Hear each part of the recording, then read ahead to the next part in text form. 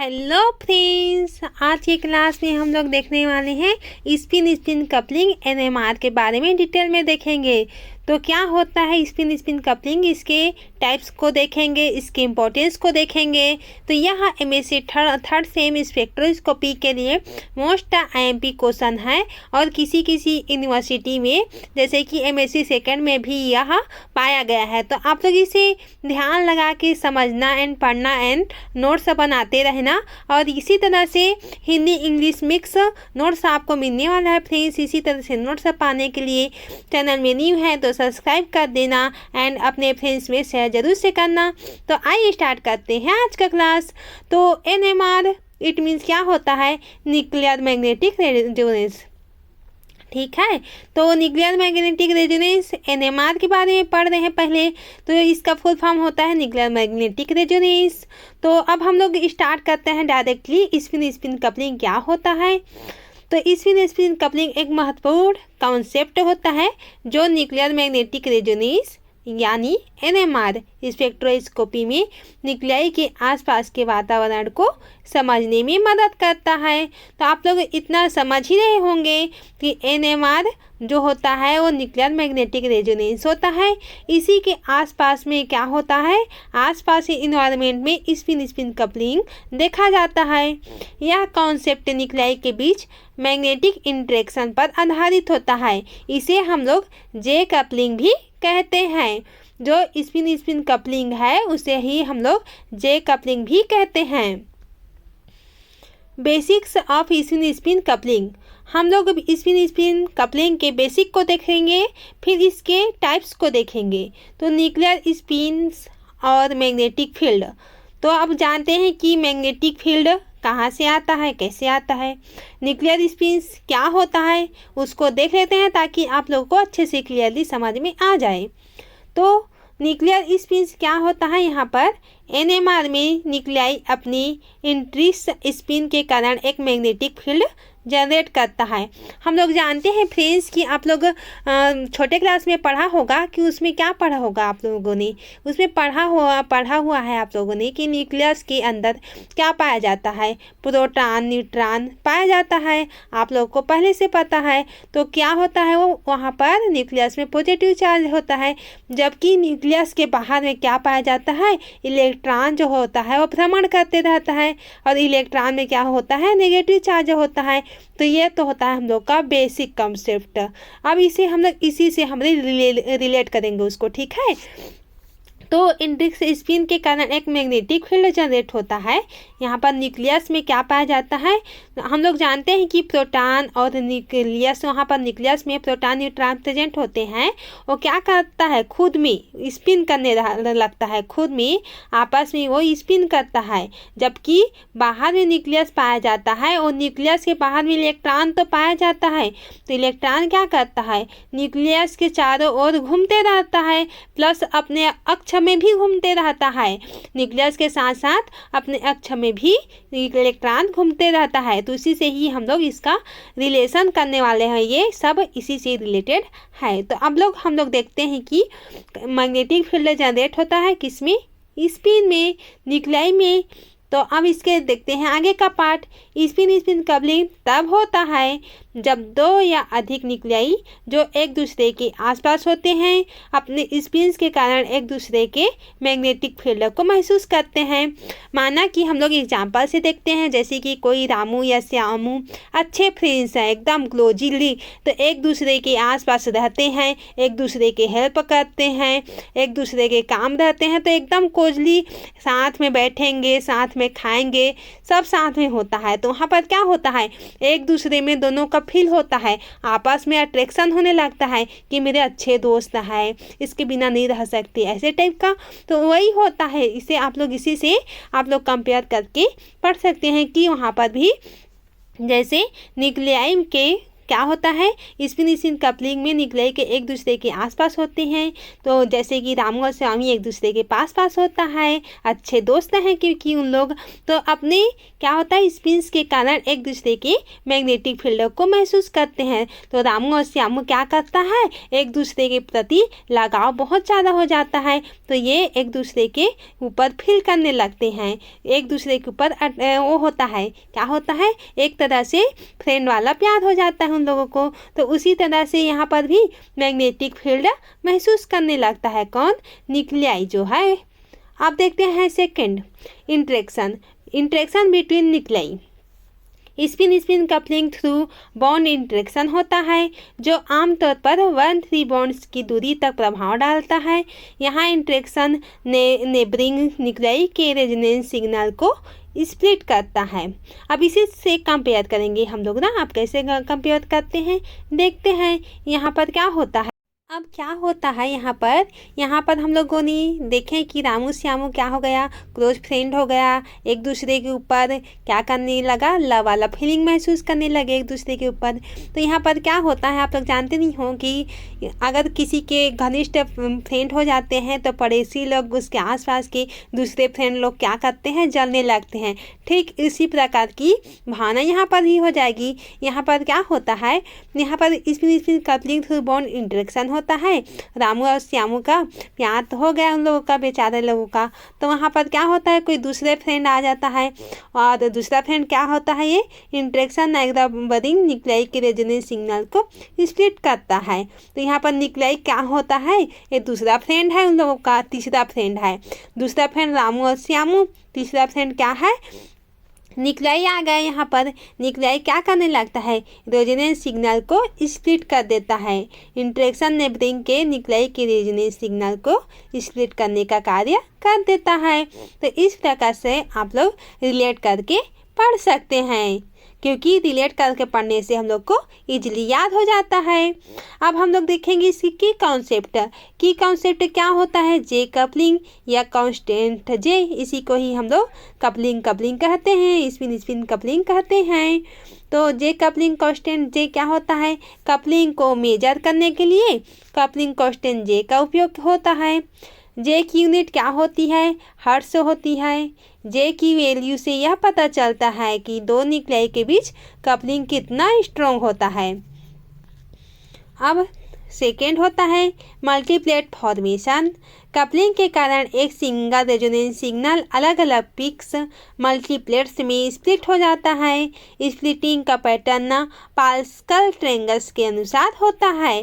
तो अब कपलिंग के कारण क्या होता है, सिंगल रेजोनेंस सिग्नल अलग अलग पीस जो होता है, पिक्स मल्टीप्लेट में स्प्लिट हो जाता है, जिसके कारण वो क्या होता है, स्प्लिटिंग शो करने लगता है।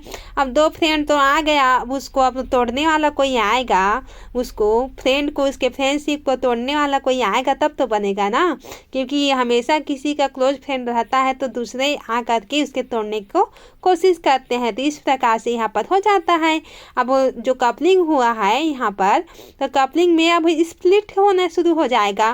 तो अब स्प्लिट कैसे होता है उसको देखेंगे। अब एग्जाम्पल लेते हैं सिंगलेट में क्या होता है, सिंगलेट अब रामू और श्यामू है, अब दोनों सिंगलेट है तो उसको कोई प्रभाव नहीं पड़ेगा, किसी भी प्रकार से कुछ नहीं होगा उसको। अगर जहाँ कोई दूसरा आ गया कोई, तो यहाँ पर डबलेट आ जाएगा। सिंगलेट में कोई प्रभाव नहीं है, कोई नेबरिंग न्यूक्लियाई नहीं हुआ, लेकिन डबलेट कोई दूसरा व्यक्ति आ गया रामू और श्यामू के बीच में, तो वहाँ पर क्या होता है, वन नेबरिंग न्यूक्लियस। तो एक ही इंसान है, दूसरा आ गया लेकिन इंसान तो एक ही है, तो n=1। अब कोई ट्रिपलेट, कोई तीसरा इंसान आ गया, डबलेट तो आ गया तो क्या हो गया, वो सिंगल हुआ, लेकिन कोई ट्रिपलेट आ गया, लेकिन आया तो दो लोग ना, तो यहाँ पर 2 इक्विवेलेंट नेबरिंग न्यूक्लियाई क्या होता है, दो लोग, यहाँ पर n=2 हो जाता है। और क्वाड्रेट इट मीन्स कितने लोग आ गए, 3 लोग हैं, तो क्या है यहाँ पर क्वाड्रेट आ रहा है कोई चौथैया व्यक्ति, लेकिन है 3 लोग यहाँ पर। तो 3 इक्विवेलेंट नेबरिंग न्यूक्लियाई क्या होता है, n=3 होता है। तो रामू को और श्यामू के दोस्ती को तोड़ने वाला 3 लोग आ गए।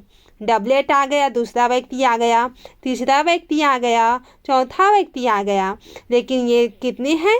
चौथा गिनने वाले को हम लोग 3 व्यक्ति आ गए यहाँ पर। तो इस तरह से आप लोग रिलेट करके पढ़ेंगे तो ईजिली से आप लोग को पढ़ाई ईजिली पॉसिबल हो जाएगा, आप लोग को अच्छे से क्लियर हो जाएगा। और मैं जो समझा रही हूँ वो एग्जाम्पल याद हो गया तब तो वाह ही वाह है।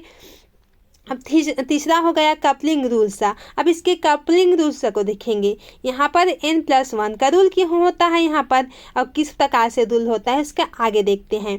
किसी न्यूक्लियस का सिग्नल उसके पड़ोसी इक्विवेलेंट प्रोटॉन्स की संख्या n के आधार पर n+1 मल्टीप्लेट में स्प्लिट हो जाता है। इट मीन्स हम लोग को 1 एक ऐड करना पड़ेगा, जिस प्रकार हम यहाँ पर ऐड किए हुए हैं। और यहाँ पर हम लोग एक ऐड करेंगे। कैसे ऐड करेंगे अब देखते हैं। Types of coupling. अब हम लोग इसके कपलिंग के टाइप्स को देखते हैं। तो geminal coupling 2J2 nuclei connected by 2 bonds. Vicinal coupling को देखते हैं तो विशनल कपलिंग इसे 3J भी बोलते हैं। 2 nuclei connected bye 3 bonds. It means 2 तो न्यूक्लियस है जो कनेक्टेड है और बॉन्ड कितना है 3। उसी प्रकार फर्स्ट में 2 तो न्यूक्लियस है कनेक्टेड है दोनों एक दूसरे में, लेकिन बॉन्ड कितना है 2 बॉन्ड। तो इस प्रकार से लॉन्ग, और तीसरा वाला है लॉन्ग रेंज कपलिंग जिसे हम लोग 3J बोलते हैं। और ये 3J से हायर होता है। Nuclei separated by more than 3 bonds less common. अब इसके एप्लीकेशन को देखते हैं। Application off spin spin coupling. Spin spin coupling के एप्लीकेशन क्या होता है? स्ट्रक्चर डिटर्मिनेशन करने के लिए इसका यूज किया जाता है। कपलिंग से मॉलिक्यूल्स में प्रोटॉन और कार्बन का एग्जैक्ट इन्वायरमेंट समझा जा सकता है। मॉलिक्यूल में प्रोटॉन जो होता है और कार्बन, आप लोग जानते हैं कि प्रोटॉन तो किसी के साथ ही बॉन्ड बना लेता है, तो उसके जो स्ट्रक्चर है, इन्वायरमेंट है, उसको इसके द्वारा समझा जा सकता है कि किस प्रकार के इन्वायरमेंट में प्रेजेंट है।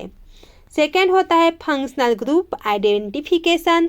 हम लोग फंक्शनल ग्रुप का आइडेंटिफिकेशन कर सकते हैं इसके थ्रू। डिफरेंट कपलिंग कांस्टेंट से फंक्शनल ग्रुप्स और उनकी रिलेटिव पॉजिटिव पोजीशन को भी आइडेंटिफाई किया जा सकता है। और थर्ड होता है स्टीरियोकेमिस्ट्री एनालिसिस। इसके थ्रू हम क्या करते हैं?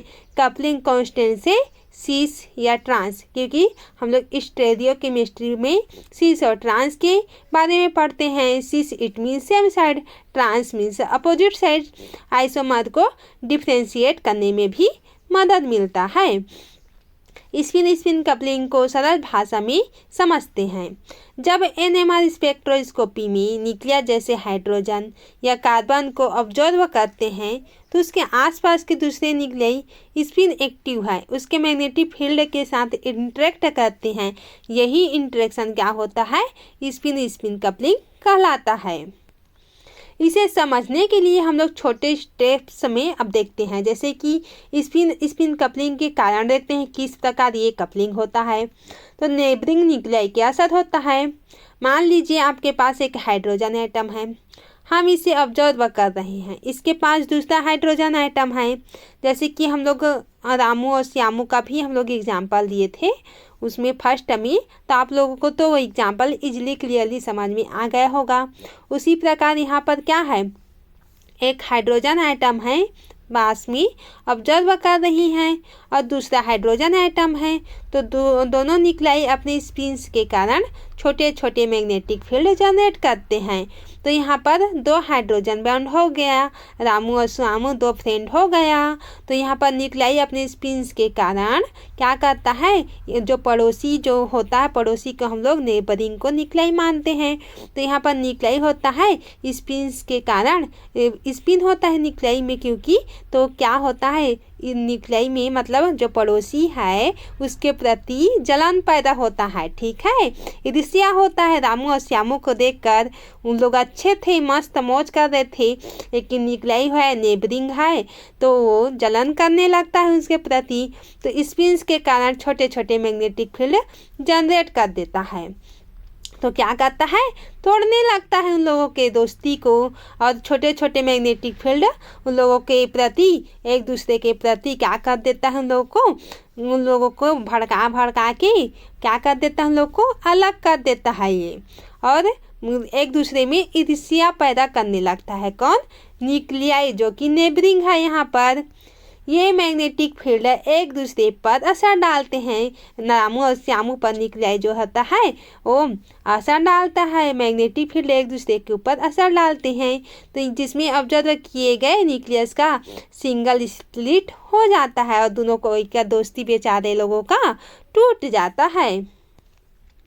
सेकेंड होता है स्प्लिटिंग का पैटर्न। अब हम इसके n+1 रूल को देखते हैं। यहाँ पर फर्स्ट में भी देखा था, उसको हम लोग क्या कर रहे हैं, डिटेल्स ले रहे हैं। ठीक है, तो n+1 रूल से डिसाइड होता है कि सिंगल कितने सिग्नल जो होता है कितने पिक्स में स्प्लिट हो गया।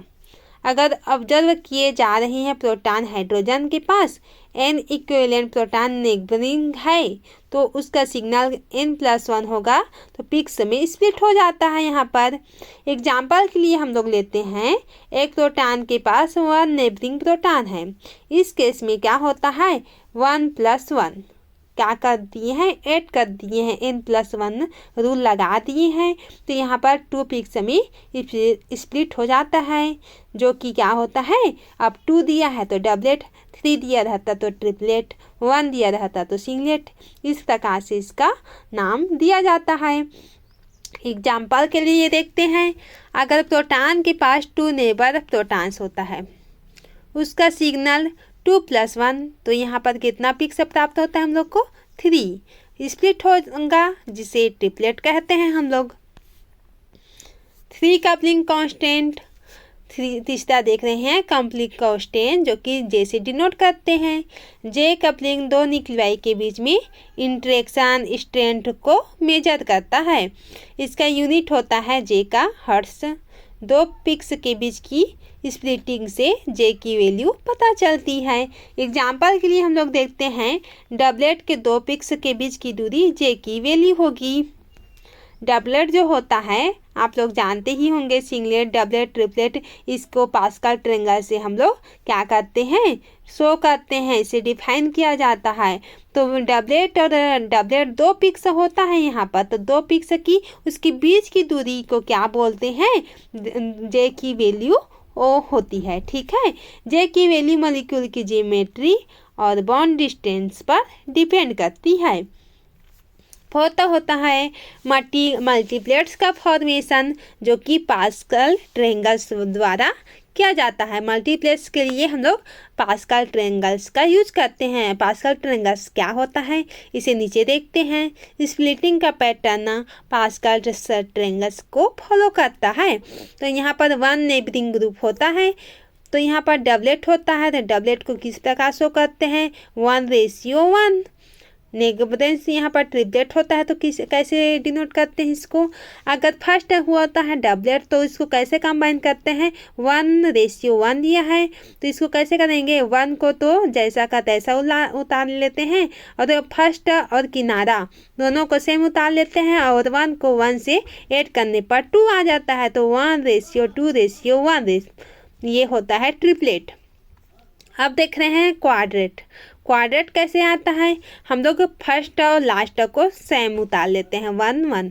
अब ये 3:3 कैसे आता है बीच का, 1 को 2 से हम लोग कंबाइन ऐड करेंगे तो 3, 2 को 1 से कंबाइन करेंगे तो 3, और 1 दिया गया है। आई होप इतना क्लियरली समझ में आ गया होगा। अगर फ्रेंड्स मेरा पढ़ाना आप लोग को समझ नहीं आ रहा है, तो आप लोग वीडियो को क्या कर सकते हो, रिपीट करके भी देख सकते हो, ताकि क्या आप लोग को कुछ भी डाउट रहे तो क्या हो जाता है, वो कवर हो जाए। ठीक है, अब 5 हम लोग देखेंगे, इसकी प्रैक्टिकल एग्जांपल को देखेंगे। इसके एग्जांपल में हम लोग देख लेते हैं इथेनॉल को, CH3CH2OH। ये क्या होता है, इथेनॉल का फार्मूला होता है। तो CH3 ग्रुप इसके पास कितने हैं, CH3 ग्रुप लगा हुआ है, जिसके पास 2 प्रोटॉन क्या है, नेबरिंग ग्रुप लगा हुआ है, 2 प्रोटॉन, तो CH2 ग्रुप यहाँ पर है, किसके, CH3 के पड़ोसी है 2 प्रोटॉन। तो यहाँ पर CH3 का सिग्नल ट्रिपलेट में स्प्लिट होगा, क्योंकि हम लोग N+1 रूल फॉलो कर रहे हैं। तो N कितना है, प्रोटॉन कितना है हमारे पास 2, तो 2 N की संख्या है, N संख्या है प्रोटॉन ऑफ की क्या है, प्रोटॉन ऑफ नंबर है, ठीक है, नंबर ऑफ प्रोटॉन है। तो N को हम लोग 2 से लेंगे और +1, तो यहाँ पर 3 आ जाएगा। सेकेंड एग्जाम्पल लेते हैं। यहाँ पर एग्जाम्पल तो वही है, CH3 को फर्स्ट लिए, फर्स्ट में CH3 लगा है, सेकेंड पोजीशन में CH2 और थर्ड में OH है। अब CH2 ग्रुप को लेते हैं, तो CH2 के पड़ोसी हाइड्रोजन कितना है, यहाँ पर CH3 ग्रुप में पड़ोसी हाइड्रोजन है 3, आप लोग को शो हो रहा होगा। तो 3 प्रोटॉन CH3 ग्रुप और 1 प्रोटॉन OH ग्रुप, यहाँ पर 1 प्रोटॉन है यहाँ पर OH ग्रुप में। तो CH2 का सिग्नल क्वाड्रेट में स्प्लिट हो जाता है, जैसे कि N+1, तो N की क्या है, नंबर ऑफ प्रोटॉन है, तो नंबर ऑफ प्रोटॉन कितना है, 3 हमारे पास, तो 3 + 1 इक्वल होता है 4। अब OH ग्रुप को देखेंगे, तो OH ग्रुप के इन्वायरमेंट में कितने प्रोटॉन हैं, यहाँ पर आप लोग देख सकते हैं कि OH के ग्रुप में इन्वायरमेंट में कितना है, यहाँ पर OH की नेबरिंग इक्विवेलेंट प्रोटॉन तो नहीं होता है, क्योंकि OH का सिंगलेट होता है। हम लोग देख चुके हैं पास्कल ट्रायंगल से कि लास्ट वाला को जैसा का तैसा उतार देते हैं, तो OH का सिंगलेट होगा हम लोगों के पास। अब देखते हैं 6 टाइप्स ऑफ कपलिंग को, फिर से हम लोग उसको देख रहे हैं कि इसके हम लोग डिटेल्स देख रहे हैं, ठीक है, वो तो हम लोग नॉर्मली पढ़े थे, अब इसके हम लोग डिटेल्स को देख रहे हैं। तो types of coupling, germinal coupling जिसे 2J से डिनोट करते हैं, जब 2 न्यूक्लियाइड 2 बॉन्ड से जुड़े होते हैं। एग्जाम्पल के लिए CH2 में कपलिंग, यहाँ पर विशनल कपलिंग को देखेंगे 3J जहाँ पर न्यूक्लियाई में 3 बॉन्ड्स जुड़े होते हैं, जैसे कि यहाँ पर क्या होता है, CH के बॉन्ड और C बॉन्ड CH यहाँ पर जुड़ा होता है। तो यहाँ पर कितना है, 3 बॉन्ड्स है, आप लोग देख सकते हैं कि हाइड्रोजन कार्बन के बीच बॉन्ड है, कार्बन कार्बन के बीच बॉन्ड है, और कार्बन हाइड्रोजन के बीच बॉन्ड है, तो ये कितना बॉन्ड हुआ, 3 बॉन्ड्स हुआ। अब तीसरा देख रहे हैं long range coupling. Long range coupling को हम किससे डिनोट करते हैं, 3J से, जब न्यूक्लियाई 4 या उससे ज़्यादा बॉन्ड से जुड़े होते हैं। तो यहाँ पर 3 बॉन्ड किस में जुड़ा होता है, विशनल कपलिंग में। लॉन्ग रेंज कपलिंग में क्या जुड़ा होता है, 4 से ज़्यादा बॉन्ड्स जुड़ा होता है, उसे हम लोग लॉन्ग रेंज कपलिंग कहते हैं। अब सिंप्लीफाइड कंक्लूजन, इसके कंक्लूजन को देखते हैं। अब जितना पढ़े हैं उसका कंक्लूजन तो देखना पड़ेगा। स्पिन कपलिंग में हमें मॉलिक्यूल में न्यूक्लियाई की रिलेटिव पोजीशन और उनके इंटरेक्शन का पता चलता है। यह स्प्लिटिंग पैटर्न स्ट्रक्चरल डिटर्मिनेशन के लिए बहुत उपयोगी होता है। Thank you so much. आज का वीडियो यहीं से एंड करते हैं। आई होप आपको पूरा क्लियरली समझ में आ गया होगा। आप लोग इसी तरह से नोट्स बनाते रहें ताकि आप लोगों को एग्ज़ाम के टाइम क्या करना पड़े, ज़्यादा मेहनत ना करना पड़े, आप लोग इजीली से याद कर सकें और इसी तरह से समझते रहें। अगर वीडियो पसंद आए तो अपने दोस्तों के साथ शेयर ज़रूर से करें ताकि उन लोगों का भी थोड़ा बहुत हेल्प हो जाए आपकी तरह। तो आज का वीडियो यहीं से एंड करते हैं। Thank you.